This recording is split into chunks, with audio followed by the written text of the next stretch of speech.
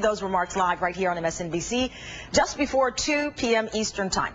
And with outrage over the torture memos release growing and just days after President Obama's controversial handshake with Hugo Chavez, Hillary Clinton is facing Congress today for the first time as Secretary of State. In about a half hour from now, the Secretary will testify before the House Foreign Affairs Committee about the administration's foreign policy priorities. And just a short time ago, I spoke to the ranking member of that committee, Republican Congresswoman Ileana Ros-Lehtinen. I asked her if she's planning on asking Clinton about the release of those torture memos.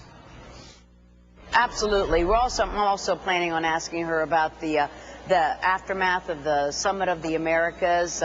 We all saw that picture seen around the world of President Obama with the hug to Hugo Chavez, but asking her what's behind it, not the hug. We all know that in diplomacy, you're in situations where you extend a hand and there's not much to it. It's what are the policies behind it?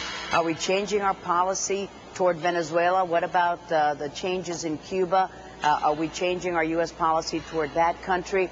Also, what a shame that the Summit of the Americas ended, and here we have a great hero like President Uribe of Colombia, and he's fought the narco-traffickers and the guerrillas like FARC, but Congress hasn't approved the free trade agreement with Colombia. So it looks like the bad guys were highlighted at the summit and the good guys were kind of shunned. You say a hug. I think the photograph was a handshake, yes. But obviously you're noting that for a reason. What do you want to hear from Secretary of State? It was clear during the campaign when we had candidate Obama that his plan was for diplomacy, talking to those who had been identified perhaps as the, quote, enemies of the United States. What is different about his actions now that he actually is president and the voters obviously accepted his ideas as a candidate? Absolutely, and I think that the voters clearly like and are positive toward his dialogue penchant to say, you know, we want to extend a hand to those tyrants who